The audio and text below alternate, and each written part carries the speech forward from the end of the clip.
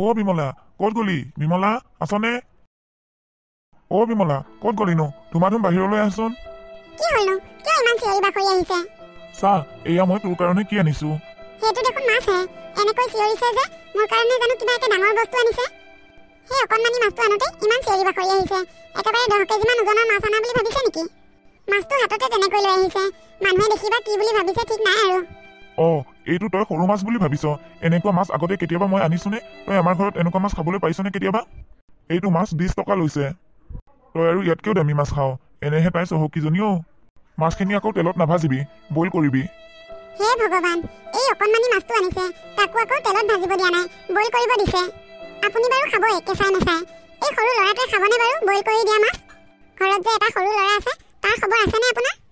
খাব খাব কিয় নাখাব আমি যদি খাব পাওঁ সিও পাৰিব আৰু এটা কথা শুন এই মাছটো 6 পিচ কৰিবি 3 পিচ এতিয়া খাম আৰু 3 পিচ সন্ধিয়ালৈ আৰু মূৰৰ মাছ পিচ পুতেৰক দিবি সি সৰু হৈ আছে ডাঙৰ হোৱালৈ বহুত খাবলৈ পাব আমি বুঢ়া হৈ আহিছো আমাৰ আয়ুস কমি আহিছে আমি বেছি খাবলৈ নাপাম নহয় সেইকাৰণে তই মোক মাজৰ মাছখিনি দিবি হে ভগৱান যিটোহে মাছ আনিছে দুপিছেই নহয় আকৌ সেই মাছটো 6 পিচ বনাব দিছে কণা বিধতায়ো মোৰ কপালখনত যে কি মানুহ এটা লিখিলে ইমান কৃপণ নে আপুনি সেইকাৰণে মানুহে আপোনাক কৃপণ কাই বুলি মাতে আপুনি তথাপিও লাজ নাপায়নে দেউতা তুমি বজাৰৰ পৰা আহিলা মোৰ কাৰণে চকলেট আনিছানে নাই অনা এটা চকলেটত 5 টকা লয় তোৰ কাৰণে সদায় সদায় চকলেট কিয় আনিব লাগে ইনকাম কৰাইহে জানে খাই থকাই কি জানো মাৰে পুতেৰে তহঁত একেই এজনী কাকো ডাঙৰ মাছ লাগে এটা কাকো বজাৰৰ পৰা আহিলেই চকলেট লাগে বাবু ভিতৰলৈ যোৱা তোমাৰ দেউতাই যে তোমাক চকলেট আনি দিব হৈছে আৰু মা দেউতাই মোক এদিনো কিয় চকলেট আনি নিদিয়ে ন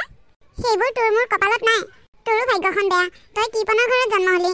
সেইকাৰণে ভালদৰে পঢ়া শুনা কৰ চাকৰি বাকৰি কৰি নিজে যি খাব মন যায় তাকেই খাব পাৰিবি যি ল'বলৈ মন যায় তাকেই ল'বলৈ পাৰিবি দেউতাৰক আশা কৰি লাভ নাই যা ভিতৰলৈ যা তই কি চাই আছ মাছটো লৈ যা আৰু মই যেনেকৈ কৈছো তেনেকৈ কৰিবি ভালকৈ ৰান্ধি বাঢ়ি থৈ দিবি মই এপাক ওলাই আহোগৈ এনেহে ডাঙৰ মাছটো আনিছে ভালদৰে ৰান্ধি বাঢ়ি থব লাগে অ কৃপণ কাই বোলো কোবাকুবিকে কোনফালে যায়নো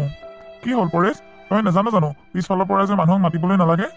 পিছফালৰ পৰা মাতিলে যাত্ৰা ভংগ হয় জানো বাৰু সেইটো কথা কিন্তু কথা এটা ক'বলৈহে মাতিলো আজি বজাৰত দেখোন আপোনাৰ নামেই নাম চব ফালে কি কথাটো সঁচা নেকি বাৰু কচোন কিয় মোৰ নাম ইমানকৈ ওলাইছে বজাৰত কিনো ক'ম আৰু কথাটো সুধিলে আকৌ আপুনি বেয়াই পায় নেকি নাপাওঁ দে নাপাওঁ ক আজি বোলে বজাৰৰ পৰা ডাঙৰ চাই মাছ এটা কিনিলে সেই কথাটোকে মানুহবোৰে আলোচনা কৰি আছে পিছে মাছটোনো কিমান ডাঙৰ কিনিলে ঐ চুপ মাৰি থাক মোক লৈ তহঁতক হাঁহিবলৈ কোনে দিছে সি দাঁত উলিয়াই উলিয়াই হাঁহিবলৈ আহিছে 10 টকা এটা সি ইনকাম কৰিব নোৱাৰে সি আকৌ মোক হাঁহিবলৈ আহিছে বাপেৰৰ হোটেলত বহি বহি খাইছতো তোৰ তেল বাঢ়িছে নিজে টকা ইনকাম কৰি মোৰ দৰে মাছ কিনি খাচোন তেতিয়া গম পাবি নহয় মোৰ দৰে সংসাৰ এখন চলাই নাচাও কিয় এনেকে নকব দেই মোৰ কিন্তু খং উঠি যাব নিজৰ পালত পৰিলে খং উঠি যায় লোকক কৃপণ বুলি হাঁহিবলৈ আহিছ মই কাৰো ইনকামে খাই থকা নাই নিজৰ হাত দুখনে কষ্ট কৰিছো খাইছো তোৰ মোক আকৌ কৃপণ বুলি ক'বলৈ কোনো দৰকাৰ নাই নহয় এনেকৈ গছৰ তলত বাঁহৰ তলত বহিয়ে তোৰ জীৱনটো যাব যা বাপেৰে থকালৈ খাই থাক আৰু বাপেৰে মৰাৰ পিছত গম পাবি নহয় তোৰ দৰে এটাৰ লগত মোৰ কথা পাতি এনেই সময় নষ্ট কৰি আছো মই গৈ থাকো দে হাও এইটোৰ ইমান খা মোক ইমান ডাঙৰকৈ কথা কৈছে হা ইয়াক মই চাই ল'ম অ বিমলা ঘৰত আছনে আছো মিনতি ভিতৰলৈ আহ বহি নবহো দে তই ভাত বনোৱাত লাগি আছ আজি মাছ বনাইছ যেন পাইছো তেতিয়া গিয়েৰক বজাৰৰ পৰা মাছ এটা অনা দেখিছিলো নহয় তোৰ কপালখন খুব ভাল দে বিমলা বুজিছ গিয়েৰে বজাৰৰ পৰা ইমান কম কম বস্তু আনে বেছি টকা ইনকাম নকৰিলেও হয় কম টকা ইনকাম কৰিলেও তহঁতৰ ঘৰখন বৰ ধুনীয়াকৈ চলি থাকে ন তোৰেই ভাল দে বুজিছ কথাটো কৈ তাই বৰ জোৰকৈ হাঁহি দিলে হাঁহিটোতে তাই বুজিব পাৰিলে যে তাইক ঠাট্টা কৰিছে কথাটো নোহোৱা নহয় আপুনি ঠিকেই ধৰিব পাৰিছে আমাৰ এওঁ বেছিকৈ কষ্ট নকৰিলেও হয় কম কষ্টতে আমি ঘৰখন ধুনীয়াকৈ চলি থাকো তহঁতলৈহে বেয়া লাগে তোৰ গিয়েৰে দিনও দিনটো কষ্ট কৰে তথাপিও খাবলৈ নোজোৰে আকৌ তোৰ মাৰ ঘৰৰ পৰা বজাৰ দি খেদাব লাগে বৰ দুখ লাগে বুজিছ তহঁতৰ কথাবোৰ বিমলা মানুহজনে কষ্ট কৰে যদিও মোক কিন্তু বহুত খেয়াল ৰাখে তোক আকৌ গিয়েৰে গা ধোৱা চাবোন এটাও আনি নিদিয়ে মূৰত ল'বলৈ তেল এটাও আনি নিদিয়ে মুখত ঘঁহা এটাও কিনি নিদিয়ে মোৰ মানুহজনে মোৰ প্ৰতি সেইবোৰ খেয়াল ৰাখে আকৌ মোকো দিয়ে মোৰ সেইবোৰ বস্তু বেছিকৈ প্ৰয়োজন নহয় কাৰণেহে নলওঁ মই এনেও বগা আৰুনো কিয় মুখত ঘঁহা লাগে দে তোৰ লগত এতিয়া কথা পাতি নাথাকো মই যাওঁ দে যা নহ'লে তাই মোৰ ওচৰত ফুটনি মাৰিব আহিছে মই যেনিবা নাজানোহে তাইৰ কথা অৱশ্যে তাই কোৱা কথাবোৰো মিছা নহয় মানুহজনে মোক মূৰত ল'বলৈ তেল এটাও আনি নিদিয়ে গা ধুবলৈ চাবোন এটাও কিনি নিদিয়ে মোৰ যে কি কপাল এইখন মা তুমি অকলে অকলে কি কথা পাতি আছা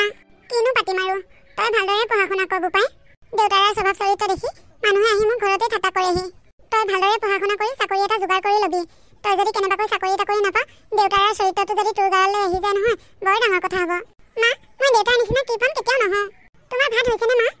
তৰকাৰীখিনি হ'লে হৈ যাব তই অকণমান সময় পঢ়ি থাকগৈ যা ভাত ঠাণ্ডা হোৱালৈ দেখিছ বিমলা তই তেতিয়া মোক বহুত কথা শুনালি এতিয়া মাছখিনি খাই কিমান ভাল লাগিছে 6 পিচ মাছ বনাব দিছিলো নহয় আৰু 3 পিচ থৈ দিছনে নাই এপিচে থৈছো আমি নাখাওঁ দিয়ক সেই পিচ আপোনাকে দিম ইমান সৰু মাছটোৱে 6 পিচ কৰিব নোৱাৰি নহয় তোক মই ইমানকৈ ক'লো মাছখিনি তেলত নাভাজিবি বইল কৰিবি তই তেলতহে ভাজিলি এপোৱা তেল আনিছিলো মাহটো চলিবলৈ তই শেষেই কৰিলি সেইকাৰণে মই মাছ মাংস নানো তই যে তেলখিনি হিচাপে নাৰাখ ইমান সোনকালে নাইকিয়া কৰ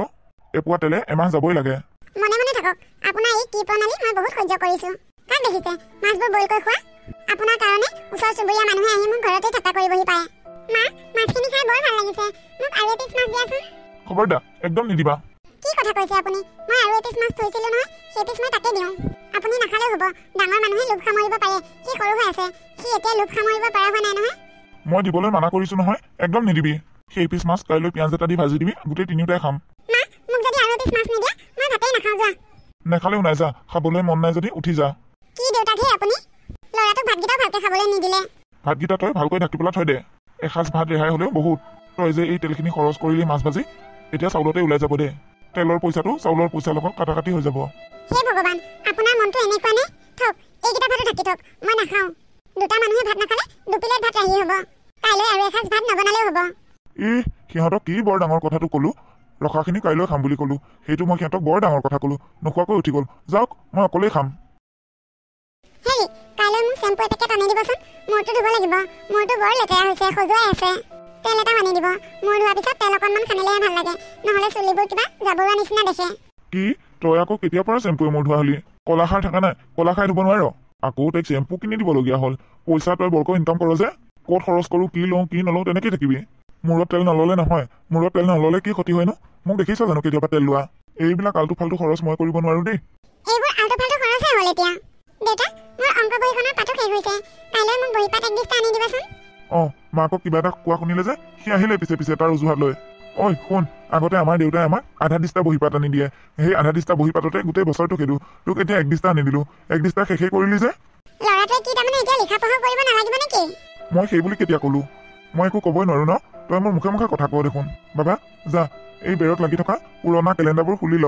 কেলেণ্ডাৰবোৰৰ পিছ চাইডটো একো নাথাকে নহয় উকা হৈ থাকে মই বহি চিলাই দিম তই সেইখনতে লিখিবি এমাহ গ'লেও বহুত দেউতা নালাগে মোক বহিয়ে নালাগে কাইলৈৰ পৰা মই স্কুলে নাযাওঁ কি প্ৰণালী বহুত হ'ল কাইলৈ মই কিবা এটা ব্যৱস্থা কৰিব লাগিব কি হ'ল বিমলা কি ভাবি আছ